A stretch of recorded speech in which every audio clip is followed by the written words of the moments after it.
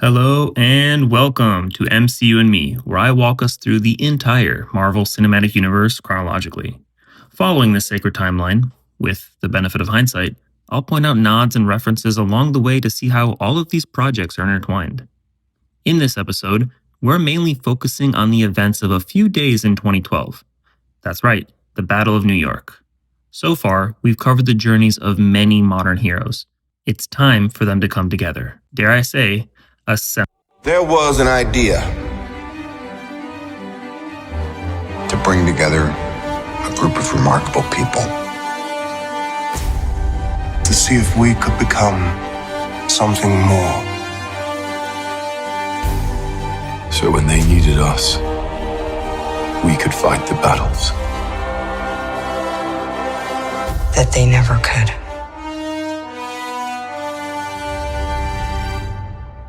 We start in the spring of 2012. It's May 1st, and S.H.I.E.L.D. director Nick Fury is urgently called to the Joint Dark Energy Mission Facility, the site of Project Pegasus. The Tesseract's energy is spiking, and no one understands why. Not even Dr. Eric Selvig, who describes it as misbehaving. Clinton Barton, aka Hawkeye, isn't just a good shot, he's clever, too, suggesting to Fury that if the cube is in fact a gateway, then don't doors open both ways? As if on cue, the Tesseract is triggered and opens a portal through which Loki appears, holding a scepter that has embedded in it yet another Infinity Stone, the Mind Stone. Loki uses this Mind Stone-powered scepter to, mind control both Dr. Selvig and Barton by touching its sharp point to the center of their chests. That's how it specifically works. After shooting Fury to slow him down, Barton, Selvig, and a few other possessed agents escort Loki out of the facility as the portal that was opened this far underground has created an energy vortex that is unstable and about to destroy everything. Loki escapes and S.H.I.E.L.D. evacuates everyone from the facility, managing to even take with them some Phase 2 weapons, before the entire compound collapses in on itself.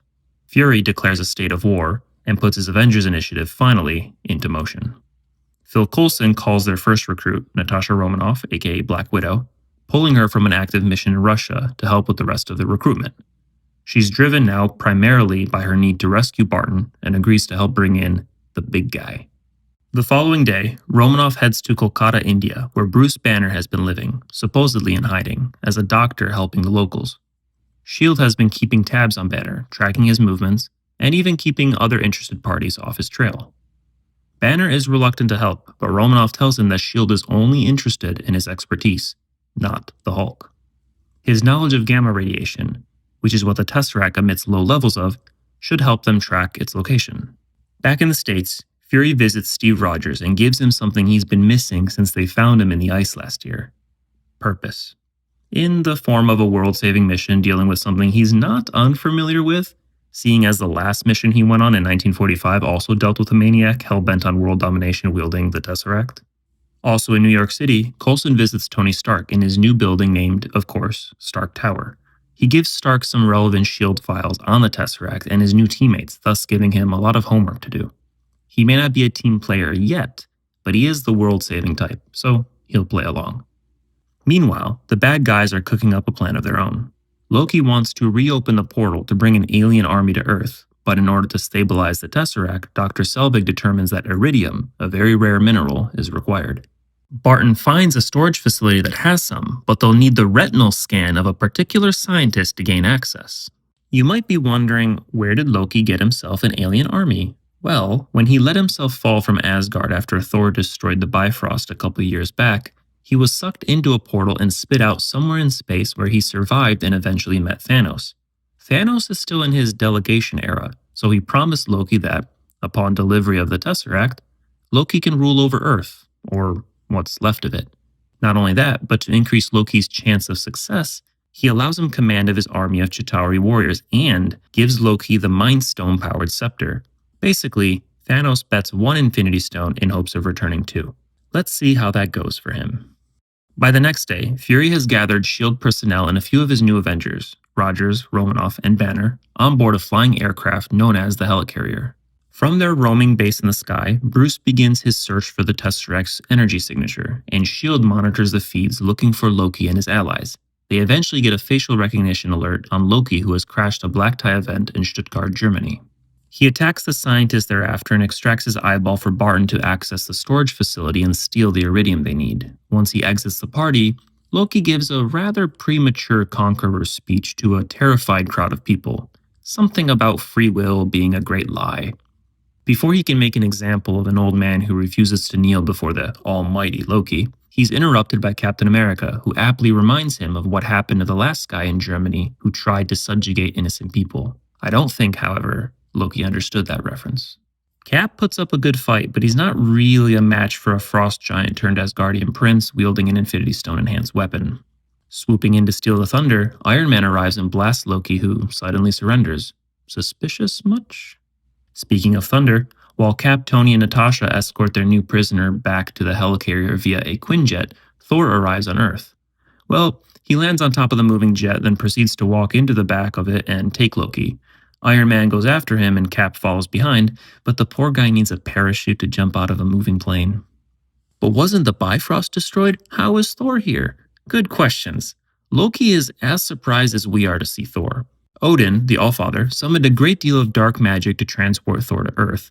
Remember, Heimdall sees everything happening in the universe, mostly, and Midgard is supposed to be under Asgard's protection. Once Asgard found out that Earth was under attack and the Tesseract was in play by Loki, who they presumed dead, they did everything they could to get Thor here. Understandably, Thor has some mixed feelings about the situation. He's relieved to learn his brother is alive, but angry that he not only didn't come home, but has chosen to try and conquer Earth, a planet Thor personally holds himself responsible for protecting. Except when it comes to human matters. He stays out of those problems, kind of like the Eternals, protecting only when alien forces are to blame. Iron Man and Captain America interrupt this little family reunion and proceed to fight the God of Thunder. Thor calls down the lightning and zaps Iron Man with a head-on blast. Tony, having learned from his battle with Whiplash, made it so his suit harnesses any electrical forces to recharge his tech, which Thor's lightning does just that. Now juiced up, he's able to hold his own for a little longer up until the point where Thor decides to rest Mjolnir on Tony's chest, pinning him down. He really likes doing that. Mjolnir is called back to Thor's hand as he delivers a massive blow to Captain America, who manages to get his vibranium shield up just in time to block the attack.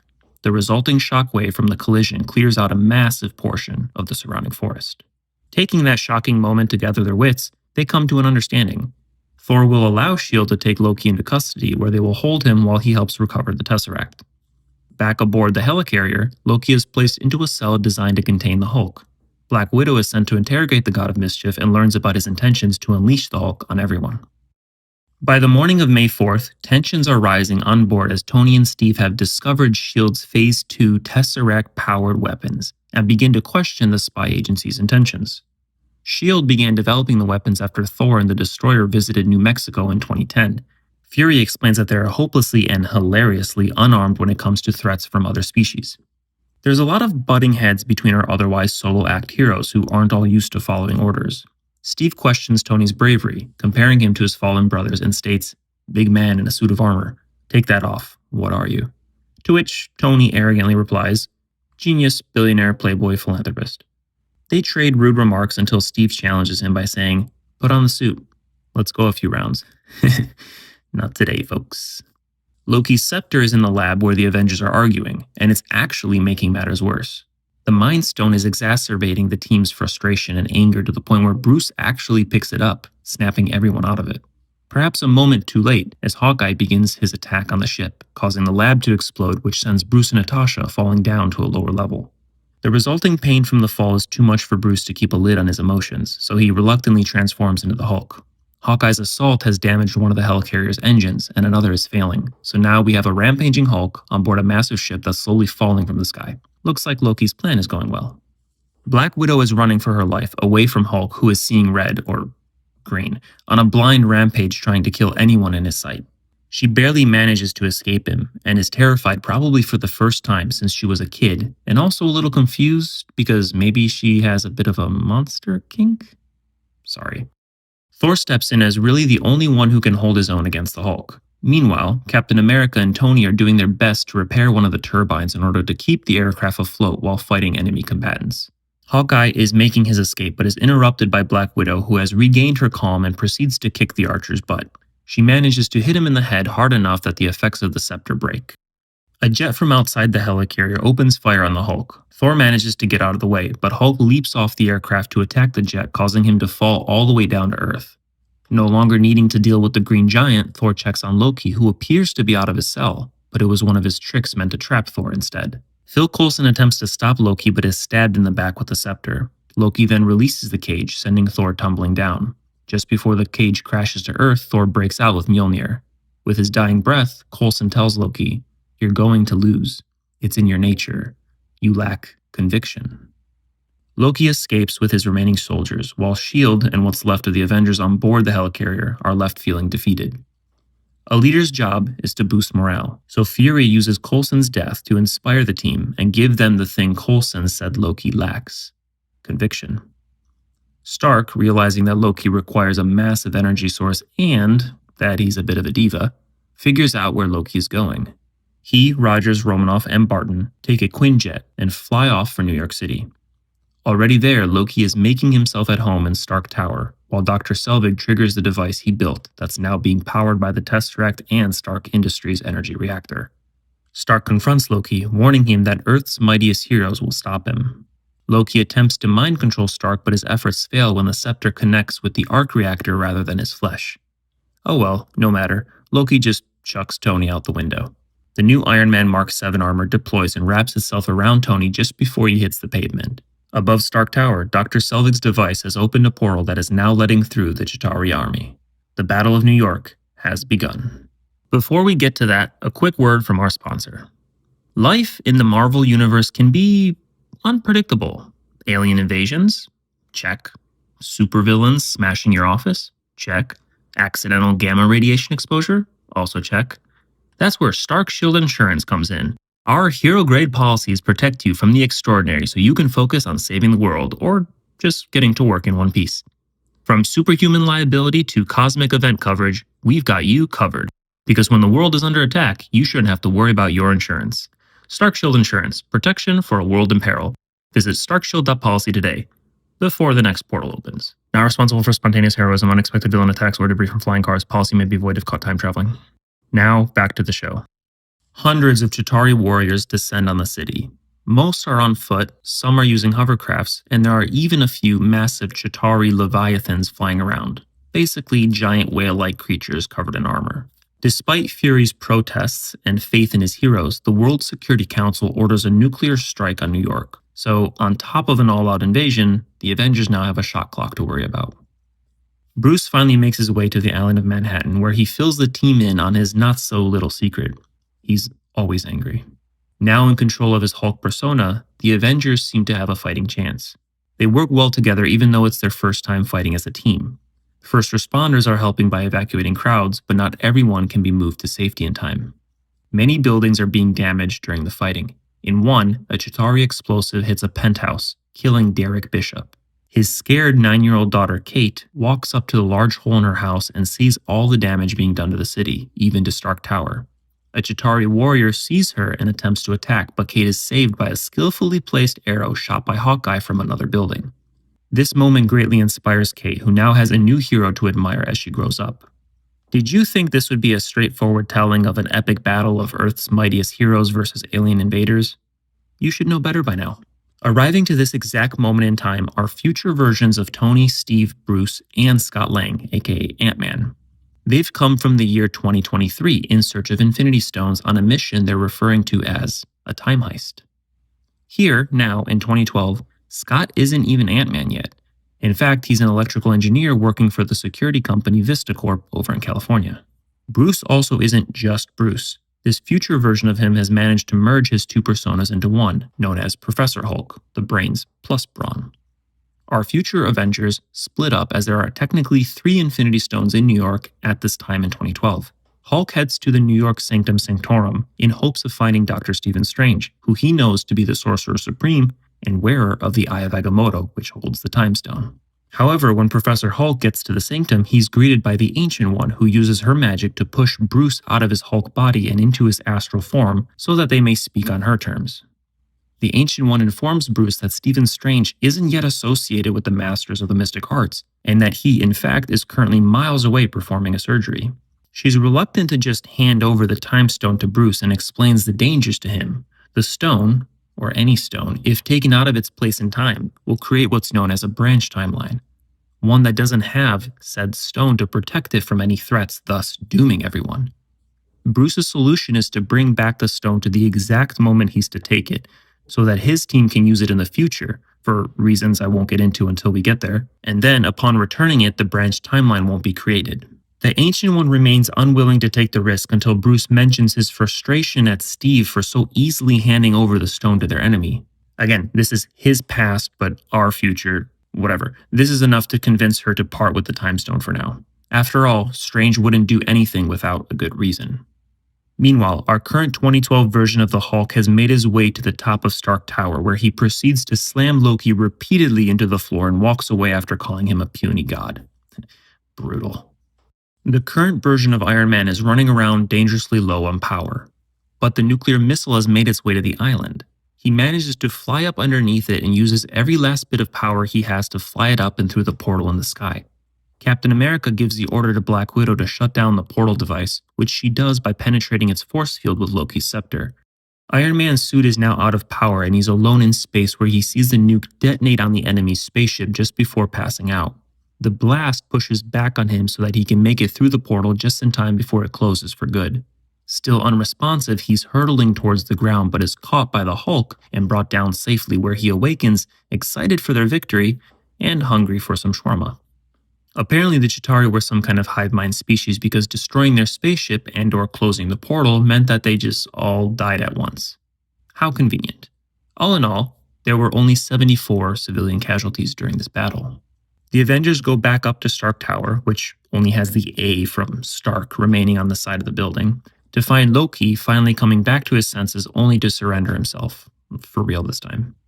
They take Loki and the Tesseract into custody while handing over the scepter to S.H.I.E.L.D. agents who are secretly Hydra loyalists. Remember, no one actually knows there's another Infinity Stone inside the scepter, nor do they know about the persistence of Hydra. You know who does know these things? That's right, our future Avengers.